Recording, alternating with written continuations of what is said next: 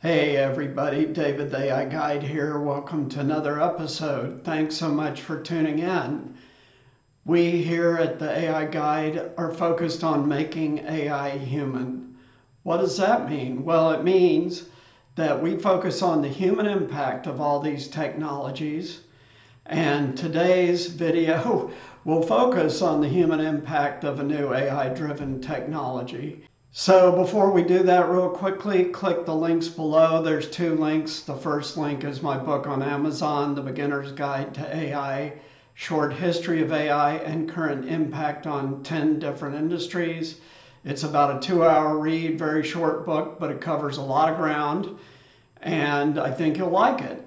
And the second link, free resources to learn much more about AI than we can do in these short videos. And you are going to want to learn about AI in depth because you will be using it at work soon, and it will affect your entire career going forward.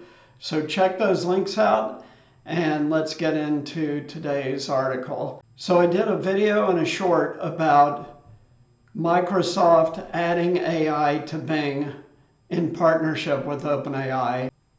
And then Google launched Bard, which is its answer to AI-enabled Bing. So let's hear how that's gone so far for them, both of them. The recent hype around AI had a dose of reality when users revealed several flaws in Microsoft's new AI Bing search. So anything new is going to have bugs in it when it comes to software, right? And AI is no different. AI is just sophisticated software, and it will have bugs in it that have to be worked out over time as people use it. Powered by ChatGPT, a jaw-dropping AI tool launched by startup OpenAI in November, the service threatens to upend internet search, which is exactly what Microsoft was trying to do. Why? Because Google controls approximately 95% of internet search, and Microsoft is trying to peel some of that away and at least be a meaningful player in search. ChatGPT, however, also has a penchant for generating wrong, often unnerving answers. Similar issues were found with Bard, a rival product that Google hastily announced after it was caught napping by Bing and ChatGPT. The debacle wiped $100 billion off parent company Alphabet's market value. So this is a real cautionary tale about business.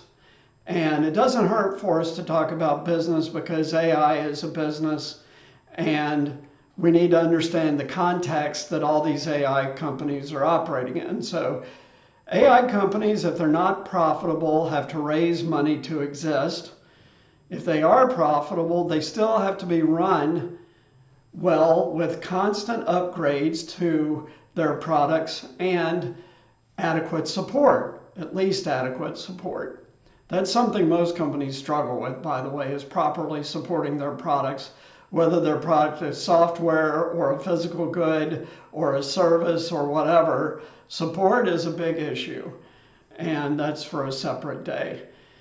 But the article just said that when they launched Bard, it wiped $100 billion of value off Google's market cap. That is an astounding number. And what does that mean? That means their stock price dropped by enough that when multiplied by the number of shares outstanding, you get to $100 billion in value. Google is an extremely valuable company for the obvious reason that I said just a little bit ago in this video, and that is they control 95% of the search market, and they have a massive advertising business tied to that search business. Microsoft, by enabling Bing with AI, courtesy of OpenAI, got ahead of Google for the first time in memory recently. I mean, I don't even know when the last time someone was ahead of Google on something.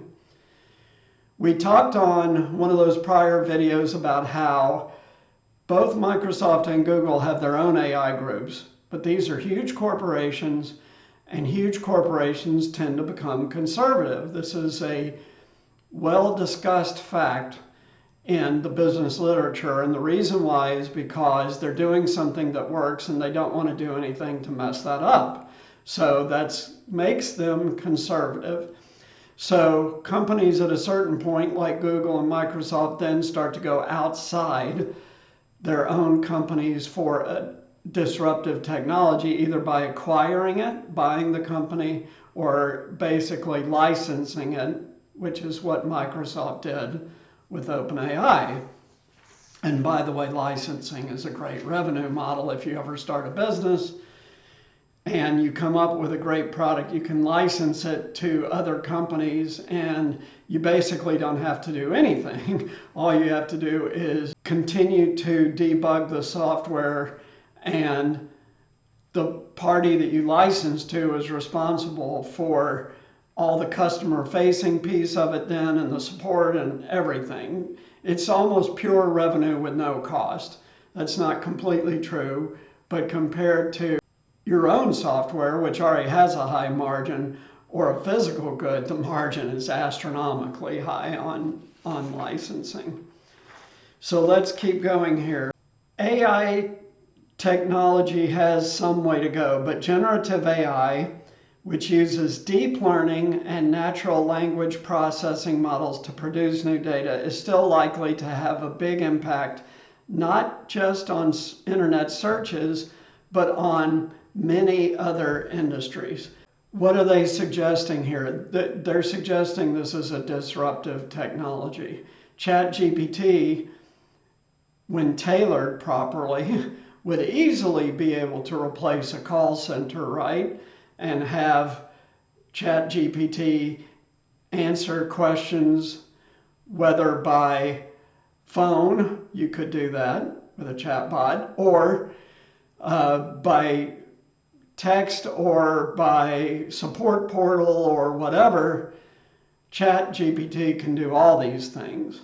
So it's no surprise that these guys say that this technology will have a disruptive impact. And if it can replace a call center or a support desk, it can replace many, many other things.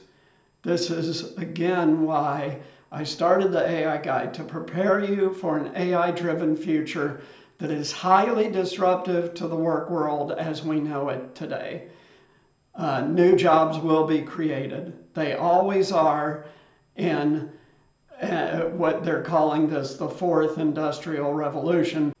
New jobs are always created, but that does not mean in this case that the number of new jobs will be created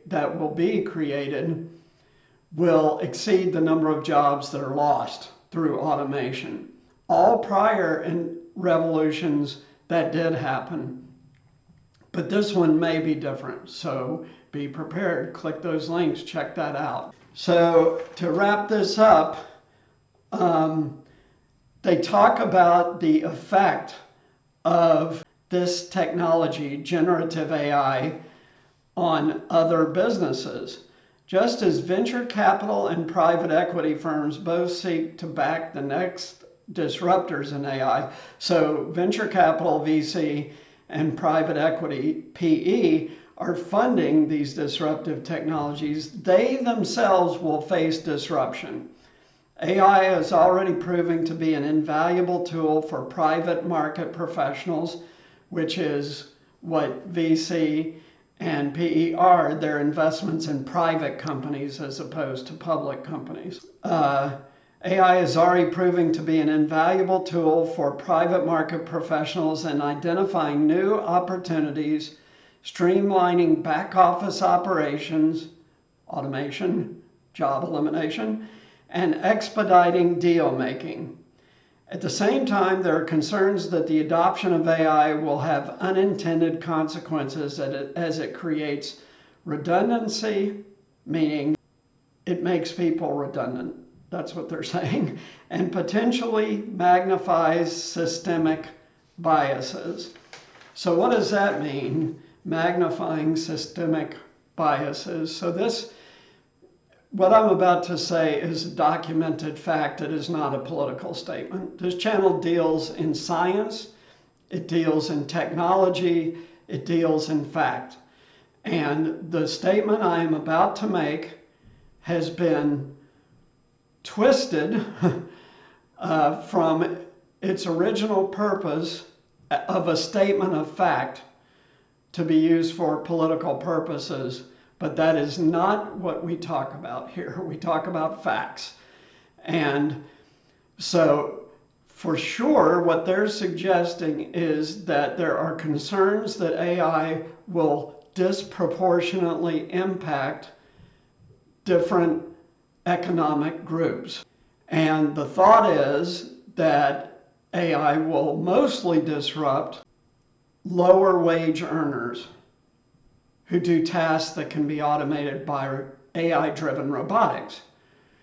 But we've talked here on this channel repeatedly about how that is not necessarily true. So if you think about middle class or middle income jobs, jobs in accounting, jobs in customer service, jobs in marketing, all of those jobs are subject to automation. And then what they just said was that even high-paying jobs, like jobs in venture capital or jobs in private equity, will be disrupted by AI. So I've said this often, and I'll say it again because it bears repeating. AI is a democratic, small d, not political party, technology. What does that mean? It means that anything that's democratic affects everyone potentially equally, or, at the same rate. So AI is highly likely to affect lower income jobs, middle income jobs, and higher income jobs. We've talked about how many things that lawyers do will be fully automated and will not be done by people in the future. Writing contracts, writing deal documents, all that stuff can be easily done and done better by an AI. So that is a democratic impact, meaning small d, it's going to hit everyone in the population. That's why my belief is that this revolution will destroy jobs, and this is why I started the AI Guide, to prepare you for a massive wave of automation that is already in gear. Check Wednesday's video. And will be accelerating over the rest of this decade, and particularly the next decade, because this is an exponential technology that enables other exponential technologies like robotics, like sensors, like chatbots, etc. So, very interesting article. It says if you got something wrong in business, you're going to pay a real price for it. That is clear. When Google lost $100 billion of market value when they rolled out Bard, and it wasn't ready yet, and they were rushing it because they got clipped by Microsoft rolling out AI-enabled Bing. So this is how business works, right? It can be rough stuff. Companies can do well for a while and then not do well. New competitors come in and leapfrog what you're doing. Business is tough. And this is a great example of that. So thank you to PitchBook, which is a service that tracks activity in the venture capital space and the private equity space. Thank you to them for this article. And we'll see you next time here on the AI Guide. Click those links below, get my book, and get the free resources. Take care. Have a great day. Bye.